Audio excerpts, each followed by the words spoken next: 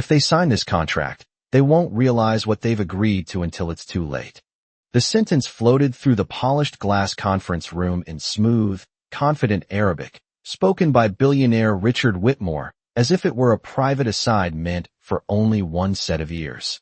Around the long walnut table on the 42nd floor of Whitmore Financial's Manhattan headquarters, executives shifted in their leather chairs, flipping pages of thick legal documents, checking numbers on tablets, and nodding politely as the negotiation with Middle Eastern investors continued. No one reacted to the Arabic. No one even looked up. To them it sounded like a passing comment in a language that belonged somewhere far outside this quiet room of steel, marble, and tailored suits. Richard Whitmore leaned back slightly in his chair, fingers loosely wrapped around a crystal glass of sparkling water, the afternoon sunlight pouring through the floor-to-ceiling windows behind him and painting the skyline of New York across the glossy table surface. He was used to rooms like this falling into rhythm with his voice. Deals worth billions of dollars moved forward because he spoke. People listened. And when he switched languages mid-sentence, it was usually because he believed he could. In the corner of the room, standing near a side table with a silver tray of bottled water, Naomi Carter remained almost invisible. She wore a simple dark housekeeping uniform and comfortable black shoes, the kind chosen for long shifts walking polished hallways. Her job that afternoon was simple: refill glasses, replace empty bottles, keep the room quiet and orderly, while powerful people discussed numbers larger than most neighborhoods would see in a lifetime.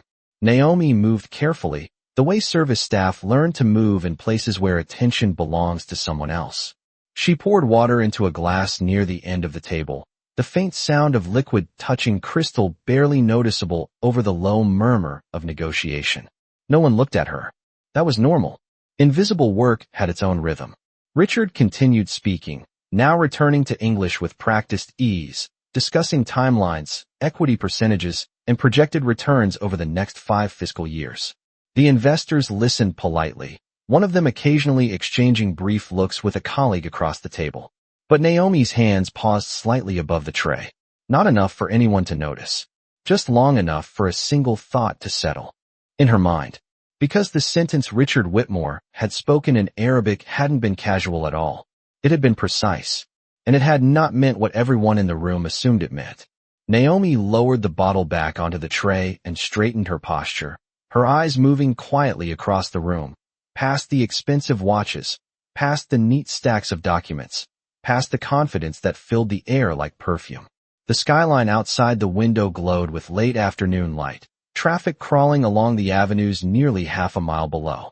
Inside the conference room, the negotiation continued smoothly. Numbers, percentages, legal phrases. Everything appeared calm, controlled, predictable.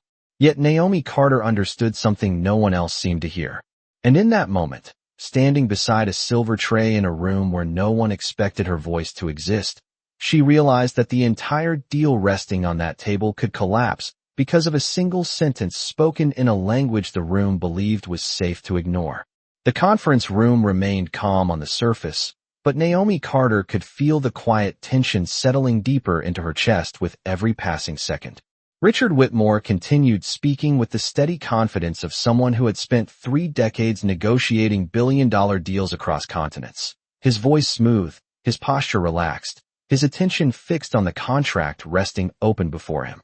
The investors across the table listened carefully, occasionally exchanging brief glances while their legal advisors marked small notes in the margins of printed documents. Outside the glass wall behind them, the late afternoon sun reflected off the Hudson River nearly half a mile away, turning the water into a ribbon of gold that slowly faded toward the horizon.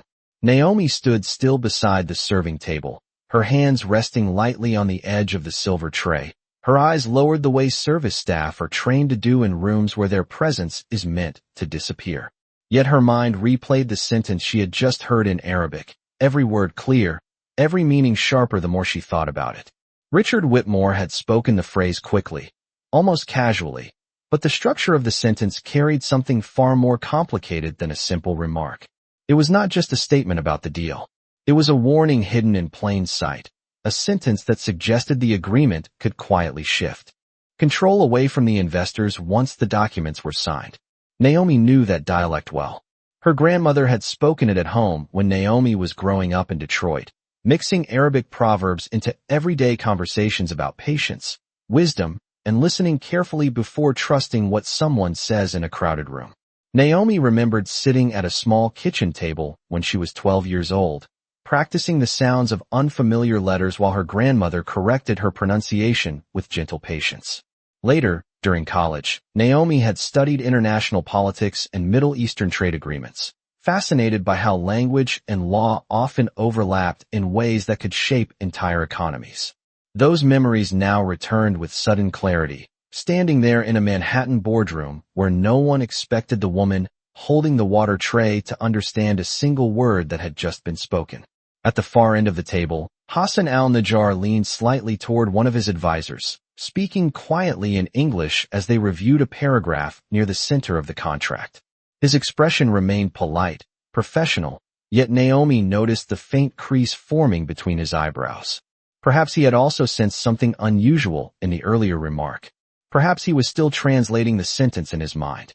Richard Whitmore continued explaining projected growth numbers, tapping lightly on the table with the end of a silver pen, while describing how the partnership could expand across multiple energy markets over the next 10 years. The numbers sounded impressive. The language sounded reassuring. Yet Naomi knew that hidden within the legal phrasing was a clause capable of shifting responsibility in a way that could place the entire risk on one side of the agreement. She inhaled slowly, steadying her thoughts. Speaking up in a room like this was not something a hotel service worker was expected to do, especially not in the middle of negotiations between executives and international investors. The safe choice was silence. The expected choice was silence. But as Naomi glanced again at the contract spread across the polished table, she realized that if no one addressed that sentence now, the entire room might only understand its meaning months later, long after signatures had turned ink into binding law.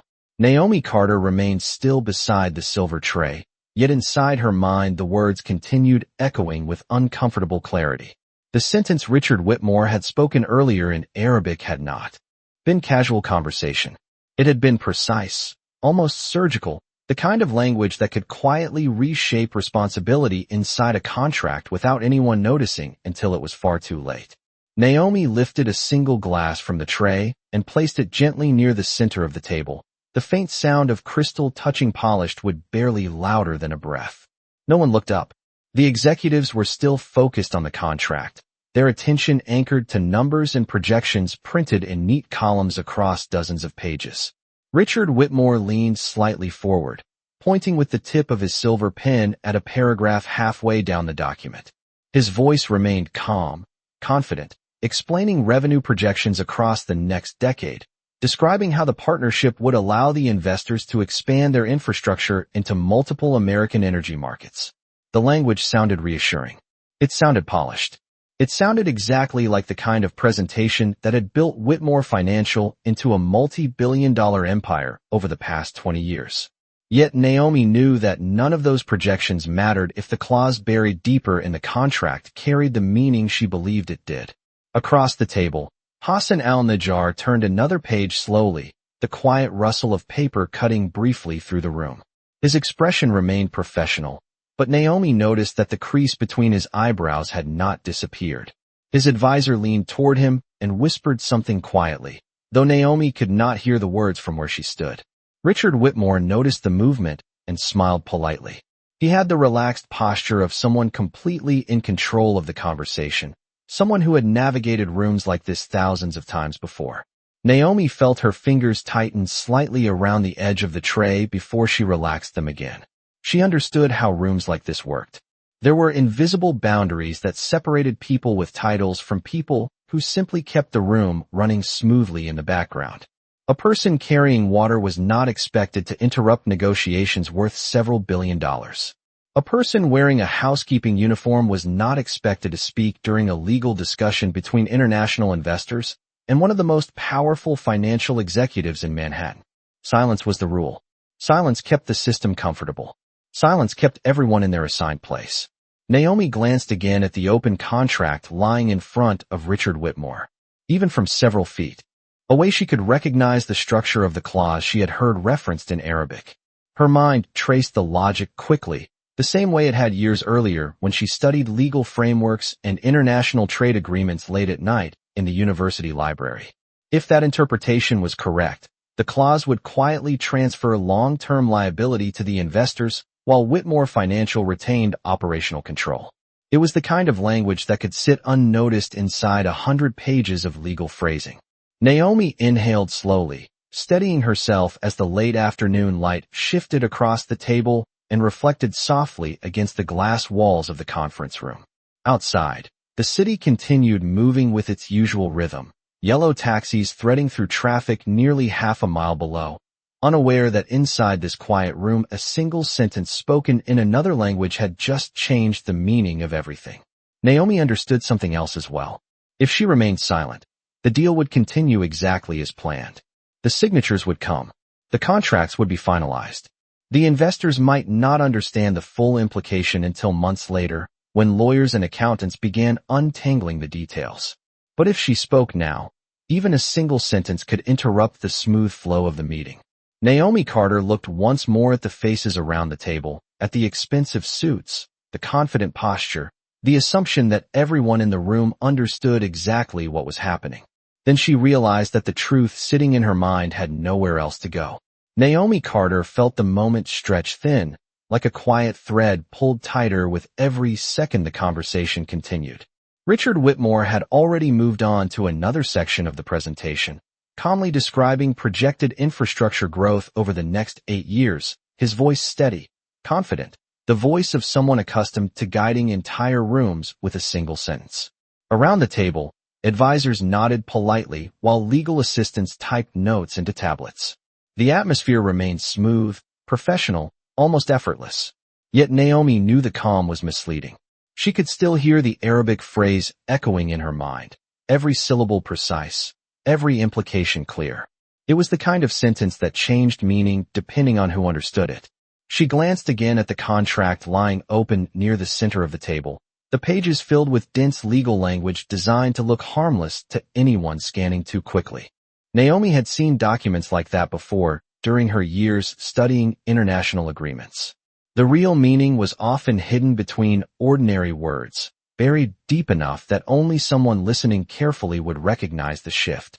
Across the table, Hassan al-Najjar slowly closed the folder in front of him, resting his hands together as he looked toward Richard Whitmore. His expression remained polite, but thoughtful.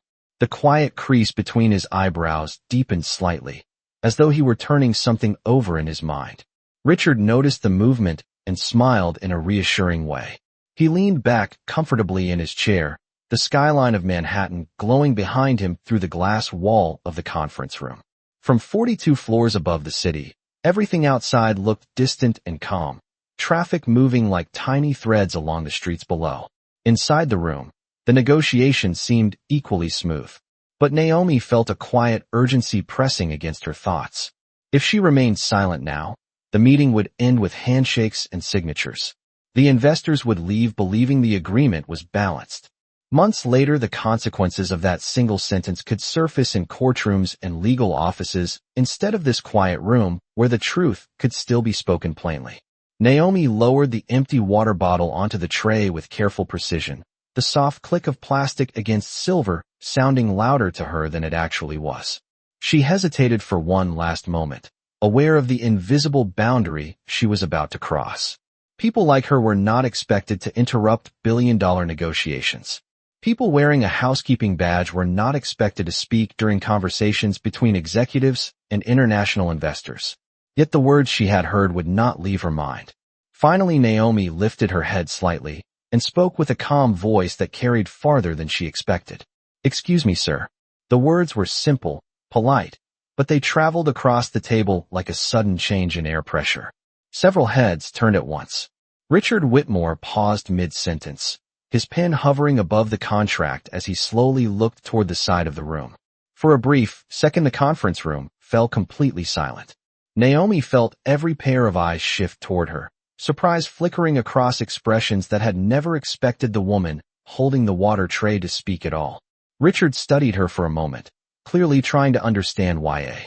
member of the service staff, had interrupted the discussion. Naomi held his gaze calmly. Her voice remained steady when she continued, speaking the language she knew he had used only minutes earlier. Sir, the sentence you said in Arabic earlier does not mean what you think it means in this contract. And for the first time since the meeting began, the silence inside the room became heavy. The silence that followed Naomi Carter's words settled over the conference room like a sudden drop in temperature. For several seconds no one moved. Richard Whitmore remained frozen in the middle of the table, his silver pen still hovering above the open contract, while his eyes focused on the woman standing beside the water tray. The expression on his face was not anger at first. It was confusion, the kind that appears when something unexpected interrupts a pattern that has worked perfectly for years. Around the table, several executives slowly turned their chairs to look at Naomi more directly. One of the junior attorneys glanced briefly at another colleague, as if checking whether this interruption had truly just happened. The glass walls of the conference room reflected the city outside, the fading afternoon sunlight now softer across the skyline of Manhattan, nearly half a mile below. Inside the room, however, the atmosphere had shifted entirely.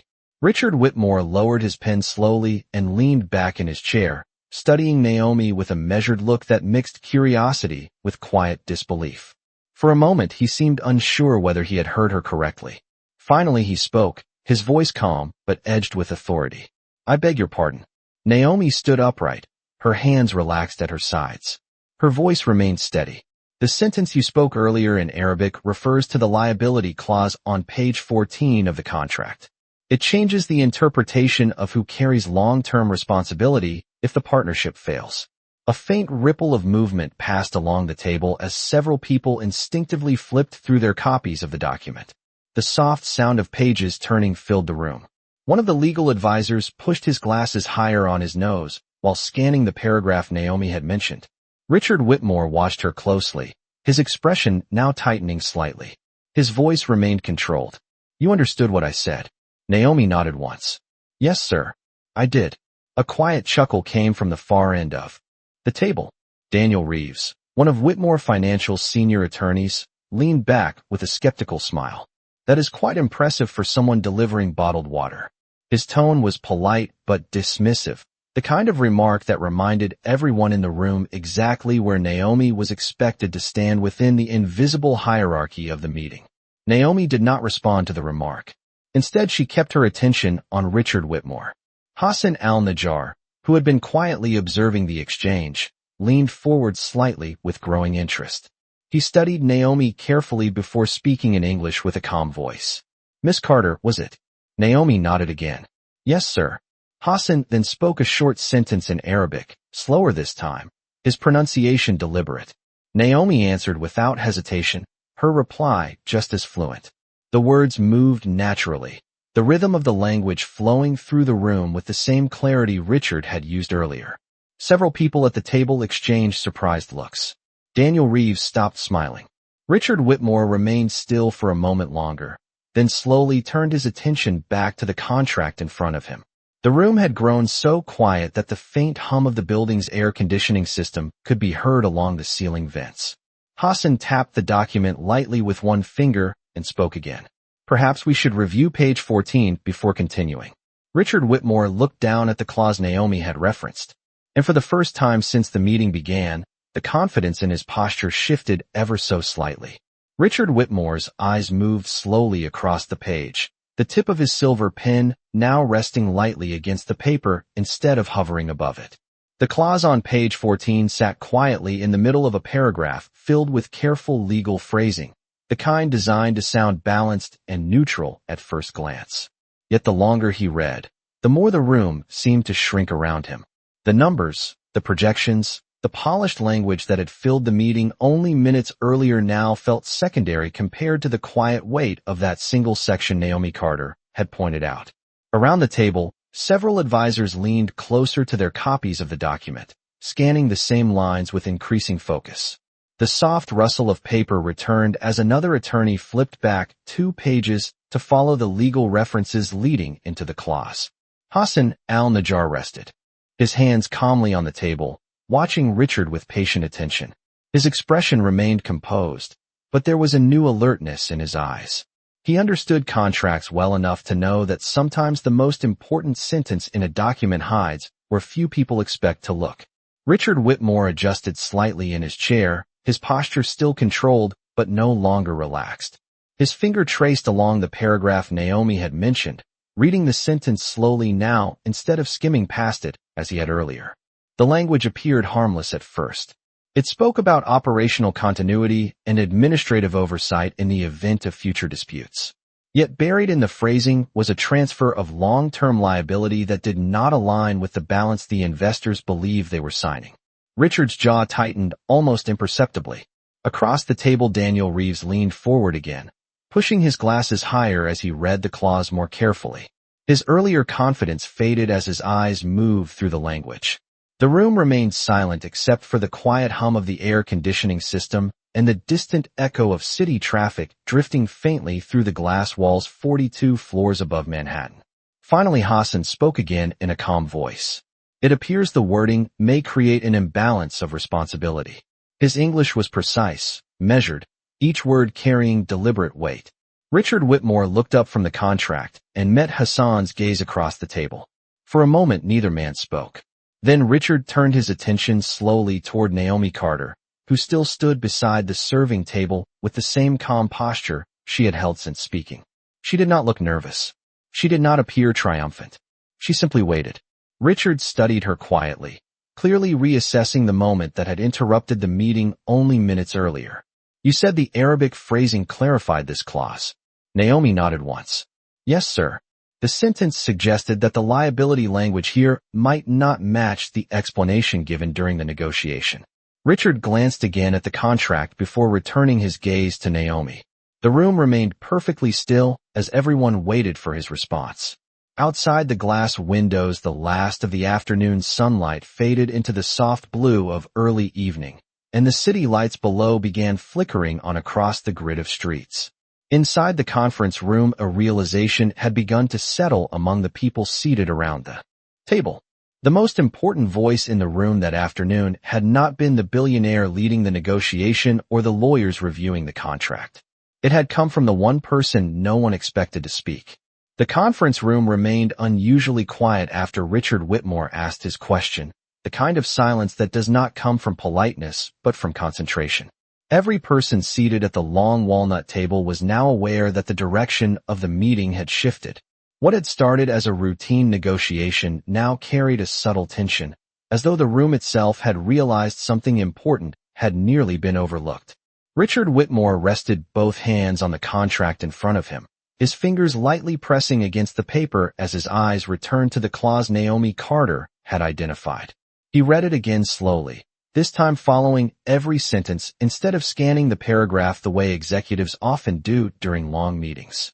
Across from him, Hassan al-Najjar remained calm and observant, watching Richard with a quiet patience that suggested he was giving the other man time to reach the same conclusion. Several members of Whitmore Financial's legal team had already begun whispering to one another, their voices low but urgent as they traced the legal structure of the clause line by line. Daniel Reeves leaned forward again, his earlier confidence replaced by focused attention as he marked the paragraph with the tip of a pen. The polished surface of the table reflected the overhead lights as evening slowly replaced the last traces of daylight outside the glass windows. 42 floors above Manhattan, the city had begun to glow with thousands of small lights stretching toward the horizon. Yet inside the room, no one was looking outside anymore. Richard Whitmore finally leaned back in his chair and exhaled slowly, the sound almost imperceptible but enough to signal that he had reached an understanding. He closed the folder halfway and looked toward Naomi Carter again, studying her with an expression that had changed noticeably from earlier in the meeting. The confusion had faded. In its place was something closer to careful evaluation. You mentioned the Arabic phrasing suggested the liability language was misleading. Naomi nodded once. Yes, sir. The wording implied that operational control would remain with Whitmore Financial, while legal responsibility in a dispute could shift toward the investors. Several people around the table exchanged quick looks. Hassan al-Najjar lifted one eyebrow slightly, acknowledging that the explanation aligned with his own reading of the clause. Daniel Reeves cleared his throat softly before speaking. The interpretation is not impossible. His voice carried less certainty than before. Richard Whitmore did not immediately respond to the comment. Instead, he remained focused on Naomi, as though trying to place her within a context that made sense to him.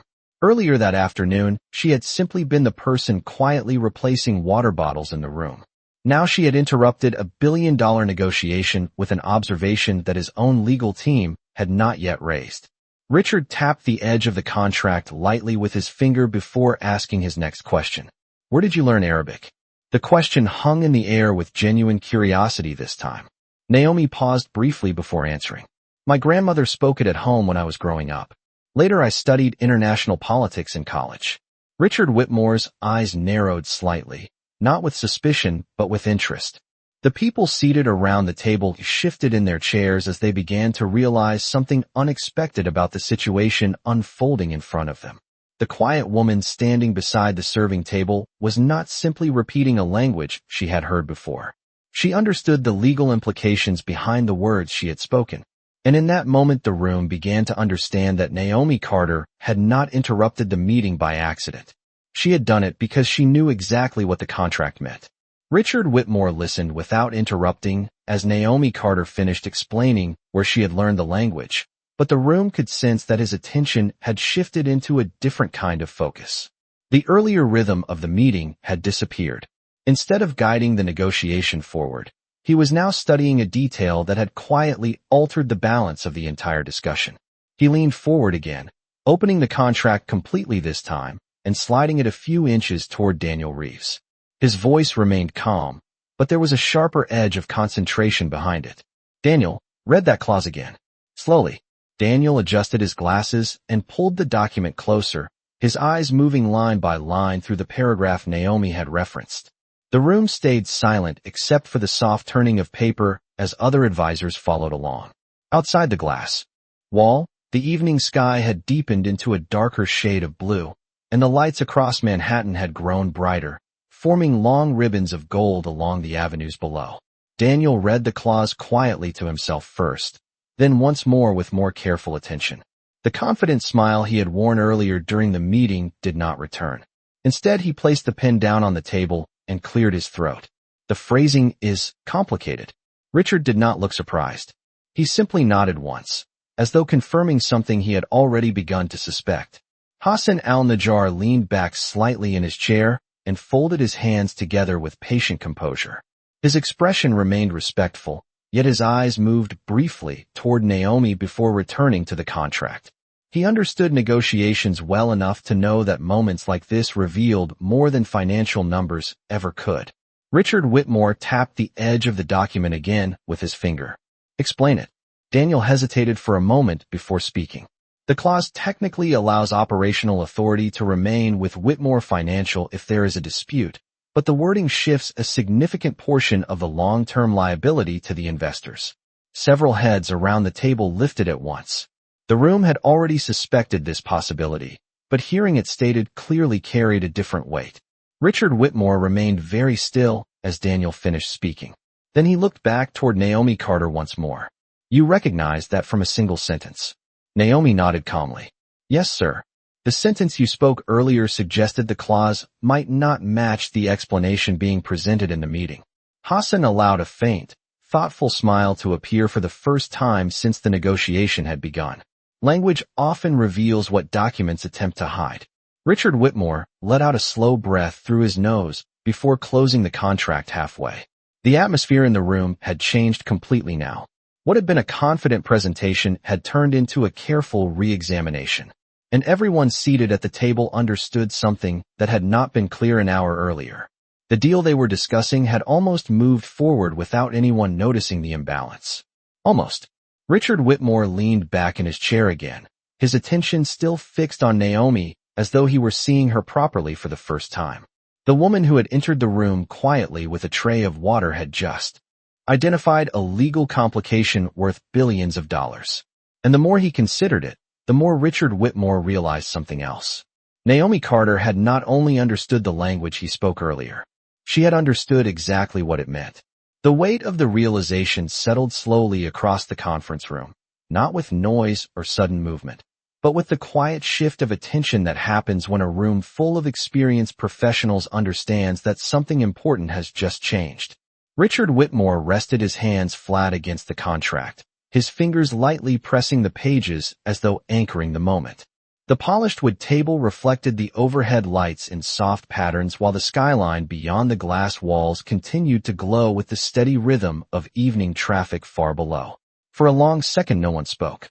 Daniel Reeves remained leaning over the document, his pen resting uselessly beside the margin where he had marked the clause. Several members of the legal team had begun quietly scanning the surrounding paragraphs, tracing how the liability language connected to other sections of the agreement. The earlier confidence in the room had been replaced by a careful, deliberate silence. Hassan al-Najjar watched the process calmly, his posture relaxed yet attentive, the faintest hint of approval visible in the thoughtful way he observed Naomi Carter. Negotiations, he knew, were rarely defined by the numbers presented on slides. They were defined by the moments when someone noticed the detail others had overlooked. Richard Whitmore finally spoke again, his voice measured. "Daniel, if this clause remains unchanged, what happens?" Daniel did not answer immediately. He turned another page, then flipped back again, following the legal cross-references printed at the bottom of the paragraph. The seconds stretched quietly while he worked through the implications. Finally, he leaned back in his chair and exhaled slowly. If the partnership were to face litigation or operational failure, the investors could carry the majority of the legal responsibility, while Whitmore Financial retains operational authority. Several executives shifted slightly in their chairs at that explanation. The imbalance was now clear to everyone. Hassan nodded once, his voice calm when he responded. "That would not be acceptable under our agreement." Richard Whitmore did not react defensively. Instead, he tapped the contract once more with his finger and closed the folder halfway. Then he turned his attention again toward Naomi Carter, who still stood beside the serving table with the quiet composure she had maintained since the moment she spoke. The room followed his gaze. A few minutes earlier, she had been nearly invisible in the background of the meeting. Now, every person present understood that the entire negotiation had paused because of her observation. Richard studied her carefully before speaking again. "You said you studied international politics." Naomi nodded slightly. "Yes, sir." For a brief moment, Richard Whitmore looked down at the contract again, then back toward Naomi, as though comparing two entirely different versions of the same situation. One version showed a routine negotiation guided by executives and attorneys. The other version showed a quiet employee recognizing a legal imbalance before anyone else in the room had fully processed it. Richard leaned back slowly in his chair, his voice thoughtful rather than defensive. "It seems you noticed something my entire legal team did not mention." The comment was not spoken as criticism toward his attorneys. It was simply an observation. And the truth of that observation hung quietly in the air. Naomi Carter had not entered the room as a participant in the negotiation. Yet in a matter of minutes, she had become the person who prevented the meeting from moving forward under the wrong assumption. And as the room absorbed that reality, one thing became increasingly clear to everyone seated around the table. The person who had been standing silently beside the water tray had understood the contract more clearly than anyone expected. The conference room no longer felt like the same place it had been 30 minutes earlier. The polished table, the quiet glow of the city beyond the glass walls, the neatly arranged documents and tablets all remained exactly where they had been before, yet the atmosphere had shifted into something more thoughtful and deliberate. Richard Whitmore leaned back slowly in his chair, one hand resting on the closed contract while the other tapped lightly against the table's surface in a slow rhythm that suggested he was considering several possibilities at once. His attention returned to Naomi Carter, and this time there was no confusion in his expression, only careful assessment. Around the table, the executives and attorneys who had spent the afternoon preparing numbers and projections now watched quietly, aware that the most important moment of the meeting had not come from the presentation slides or the financial models, but from a sentence spoken by someone who had not even been part of the negotiation. Daniel Reeves shifted in his chair and spoke again, his voice quieter than earlier. "We should revise the clause before any signatures are discussed." Hassan al-Najjar nodded once in agreement. That would be a reasonable next step. The calm tone of the exchange made the situation even more striking. A contract worth billions of dollars had come within minutes of moving forward under an interpretation that none of the senior advisors in the room had addressed until Naomi Carter spoke. Richard Whitmore lifted the contract again and opened it once more to page 14, scanning the paragraph with a slower, more deliberate attention. He read the sentence silently, then another line, then the legal cross-reference printed beneath it. Finally, he closed the folder again and rested his hands on the table. His voice, when he spoke, carried the calm certainty that had built his reputation over decades of negotiation. We will correct the language before continuing this discussion. Several members of his team nodded immediately, already preparing notes for the revision process. Yet Richard did not move on to the next agenda item. Instead, he turned once more toward Naomi. You recognized the legal implication very quickly. Naomi answered simply. I recognized the structure of the clause. Richard studied her for a moment longer. The room waited. It was not common for the head of a financial empire to pause a high-level negotiation to speak directly with a member of the service staff, yet no one interrupted. The moment carried too much quiet importance. Where did you say you studied? Naomi replied calmly. Wayne State University. International politics and economic policy. A few of the executives exchanged brief looks at that answer. Richard Whitmore raised one eyebrow slightly. Did you complete the degree? Naomi hesitated for a moment before answering. No, sir. My grandmother became ill during my final year, and I needed to work. The explanation was simple and matter-of-fact. There was no apology in her tone and no attempt to justify the path her life had taken since then. Richard Whitmore listened without interrupting. Then he leaned back again, looking briefly around the room before returning his gaze to Naomi. The faintest hint of a smile appeared at the corner of Hassan al-Najjar's mouth. As he observed the exchange, he understood what everyone else in the room was beginning to realize. The meeting had revealed more than a contract imbalance. It had revealed that the quietest person in the room possessed a level of insight that had changed the entire negotiation. And for Richard Whitmore, the realization carried a different kind of weight. The person who had just protected his company from a flawed agreement was not sitting at the table with a law degree or an executive title. She was standing beside the serving tray, wearing a housekeeping badge, and she had been invisible to everyone in the room until the moment she chose to speak. Richard Whitmore remained silent for several seconds after Naomi Carter finished explaining why she had left college, and the quiet pause carried more weight than any reaction he could have spoken immediately. The conference room lights reflected softly against the polished wood table, while the city outside continued its steady evening rhythm, traffic moving through the streets far below like streams of light weaving through Manhattan. Around the table, the attorneys and executives had begun quietly discussing revisions to the contract language, their voices low and professional as they reviewed how the liability clause would need to be corrected. Yet Richard Whitmore was not listening to them at that moment. His attention remained on Naomi, studying her with the same careful focus he used when evaluating a complex investment opportunity. Hassan al-Najjar observed the moment with calm curiosity, his hands folded loosely on the table as he watched the exchange unfold. In international negotiations, he had learned that the most revealing moments often happened after the technical discussion ended, when the real character of the people in the room began to show. Richard Whitmore finally spoke again, his voice steady but thoughtful. You said you studied international politics and economic policy. Naomi nodded. Yes, sir. Richard glanced briefly at the contract in front of him before looking back at her. And you recognized a legal imbalance in a document worth several $1 billion while standing across the room serving water. Naomi answered simply. I recognized the structure of the clause. Richard leaned back slightly in his chair, one hand resting against the edge of the table as he considered that answer. The lawyers continued working through their notes, quietly marking changes that would need to be discussed before the agreement could move forward again. But the conversation at the center of the room had shifted away from legal language toward something else entirely. Richard Whitmore had built his career by noticing patterns others missed, by recognizing potential where others saw nothing unusual. That instinct now directed his attention toward the quiet woman who had interrupted his meeting. Why are you working here? The question was not harsh or judgmental. It was simply direct. Naomi answered with the same calm honesty she had used throughout the conversation. My grandmother raised me after my parents passed away.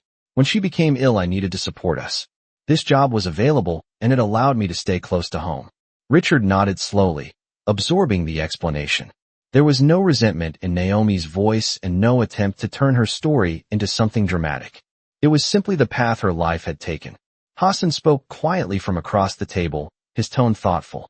Sometimes life moves people away from the places their abilities would normally take them. The comment hung gently in the air. Richard Whitmore looked again at the contract, then back toward Naomi. The realization forming in his mind was becoming clearer with every passing second.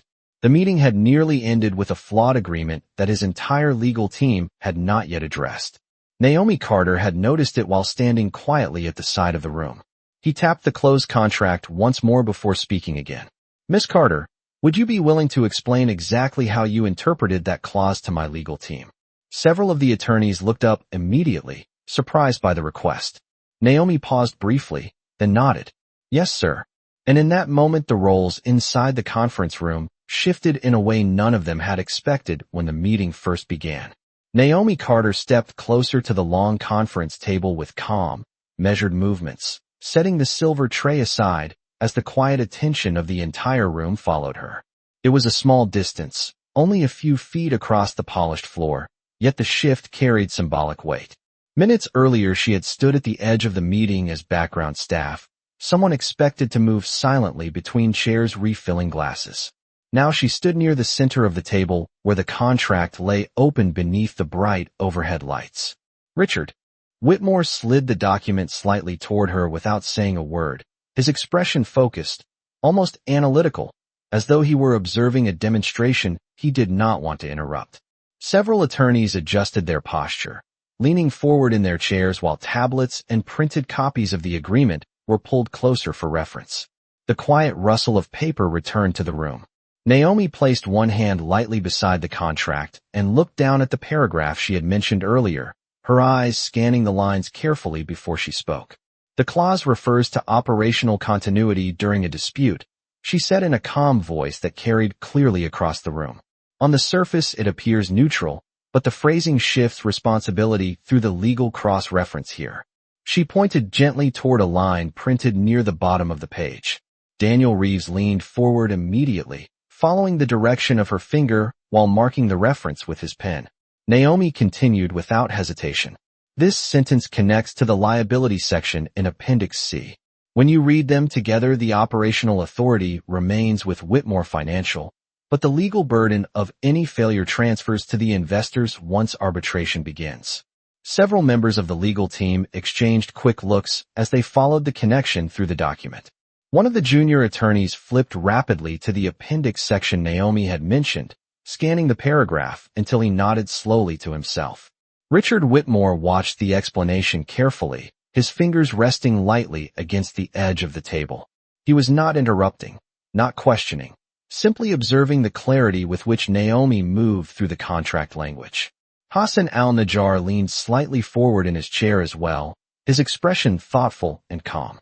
Naomi continued explaining the sequence of language step by step, her tone steady, never rushed, as though she had spent years studying the patterns hidden inside legal documents. The room remained silent except for the soft turning of pages and the occasional quiet note being written in the margins of a contract copy. Finally, Naomi lifted her hand away from the document and stepped back slightly, allowing the attorney's space to review the sections she had referenced. Daniel Reeves adjusted his glasses again, reading the appendix paragraph once more before leaning back slowly. His voice carried a different tone now, one shaped by reluctant acknowledgement. "She is correct. The clause shifts the liability." In a way that was not clearly stated during the presentation. The words settled quietly across the room. Richard Whitmore exhaled slowly, then closed the contract with a soft tap against the table's surface. For a moment he looked at the document, then at the attorneys seated around him, and finally back toward Naomi Carter. The meeting that had begun with confident projections and polished presentations had taken an entirely different path, and everyone in the room understood that the person who had guided them toward the truth had not been the executive at the head of the table, but the woman who had walked into the room carrying a tray of water. For a moment after Daniel Reeves confirmed the interpretation, the room remained completely still. No one rushed to speak. No one attempted to move the conversation forward. The only sound came from the distant hum of the building's ventilation system and the faint echo of city traffic far below the glass walls. Richard Whitmore rested both hands on the closed contract and looked down at it for several seconds, as though measuring the quiet weight of what had just happened. A document that had passed through layers of legal review, financial analysis, and executive preparation had nearly moved forward with a flaw that could have reshaped the entire agreement. And the person who had noticed it had not been sitting at the table. Richard Whitmore finally lifted his head and looked across the room toward Naomi Carter again. The expression on his face had changed from careful evaluation to something closer to quiet respect. "Miss Carter," he said slowly, "I believe you just saved everyone in this room from a very expensive misunderstanding." Naomi did not react with surprise or pride. She simply nodded slightly, acknowledging the comment without turning it into something larger than it was. Hassan al-Najjar allowed a faint smile to appear as he leaned back in his chair. "In business," he said calmly, "the most valuable voice is often the one people do not expect to hear." Several members of the legal team exchanged thoughtful glances. Daniel Reeves closed his notebook and rested his hands on the table, the earlier skepticism gone entirely. Richard Whitmore stood up from his chair, a gesture that immediately drew the attention of everyone in the room. When the head of Whitmore Financial stood during a negotiation, people paid attention. He walked slowly around the end of the table until he stood only a few feet from Naomi Carter. The distance between them was small, but the meaning of the moment was clear to everyone present. Earlier that afternoon, Naomi had been standing quietly beside the serving tray. Now the most powerful person in the room had stepped away from the table to address her directly. Richard extended his hand in a calm, respectful gesture. "Naomi Carter, thank you for speaking up." Naomi hesitated only briefly before shaking his hand. Her grip was steady, her posture relaxed.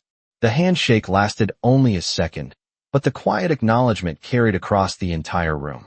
Richard Whitmore returned to his chair and looked toward his legal team again. "We will correct the language before this negotiation continues." Daniel nodded immediately.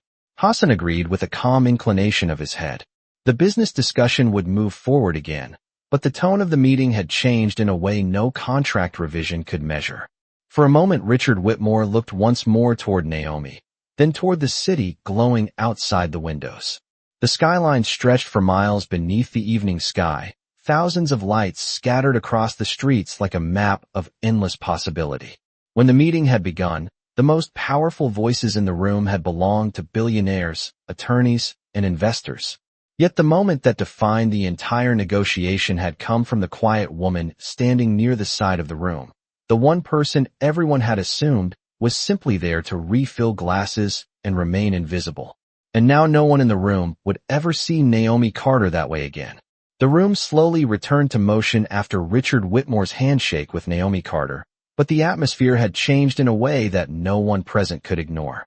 Conversations resumed quietly among the attorneys as they began discussing the revisions that would need to be made to the contract language. Pages turned again, pens moved across paper, and tablets lit up with legal notes being exchanged between members of the team. Yet the tone of the discussion had shifted from confident presentation to careful collaboration. Hassan al-Najjar leaned slightly forward in his chair, speaking calmly with one of his advisors while they reviewed the liability section Naomi had identified. His expression remained composed, but there was a new level of respect in the way he occasionally glanced toward Naomi as she stepped back toward the side of the room.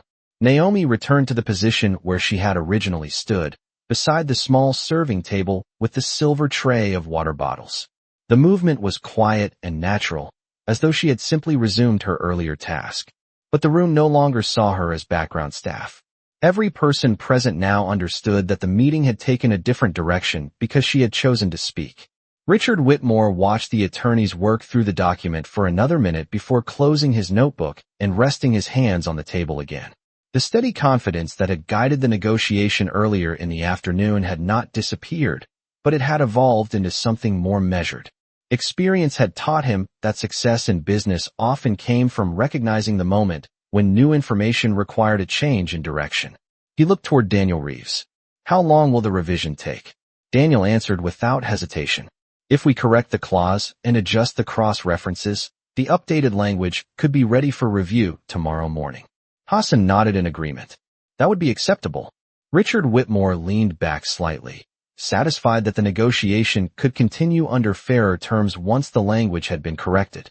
For a moment his gaze moved across the room again, taking in the attorneys, the advisors, the open documents, and finally Naomi Carter, standing quietly near the wall. He had spent most of his career surrounded by highly educated professionals who specialized in identifying risks inside complex agreements. Yet the moment that had protected this deal had come from someone who had not been invited to participate in the discussion at all. Hassan noticed Richard's glance and spoke again with a thoughtful tone. Sometimes the most valuable perspective in a negotiation comes from someone who is not trying to win it. Richard Whitmore considered the comment carefully before giving a slow nod. That observation felt accurate. Naomi Carter had not spoken to gain recognition or influence the negotiation in her favor. She had spoken because she understood the language and recognized that the contract did not match the explanation being presented. Richard Whitmore stood once more, gathering the contract and placing it neatly inside a leather folder. The formal portion of the meeting was clearly coming to a pause until the revisions were completed. As the participants began collecting their notes and organizing their documents, the city lights beyond the windows continued shining across the Manhattan skyline. And although the meeting would resume again the next day with revised language and renewed negotiations, one thing had already been decided long before the attorneys finished their work. No one in that room would ever overlook Naomi Carter again. The conference room slowly emptied as the final notes were gathered and the revised contract language was scheduled for the following morning. Attorneys closed their laptops, assistants stacked documents into neat folders, and the quiet energy of the meeting faded into the steady rhythm of evening inside the Whitmore Financial Tower. Outside the glass walls, Manhattan shimmered with thousands of lights stretching across avenues and bridges, the city alive with motion nearly half a mile below the 42nd floor. Naomi Carter returned the last unopened water bottle to the silver tray and adjusted the arrangement with the same calm precision she had used throughout the afternoon. Her movements were unhurried, quiet, the familiar routine of someone who had spent years working in rooms where important conversations happened around her. Yet this room no longer felt the same. A few minutes earlier she had explained the contract clause that had nearly shifted a multi-billion-dollar agreement in the wrong direction. Now the executives who had once overlooked her presence glanced toward her with a new awareness before leaving the room. Hassan al-Najjar paused near the doorway as he prepared to depart, offering Naomi a respectful nod that carried more meaning than a long conversation.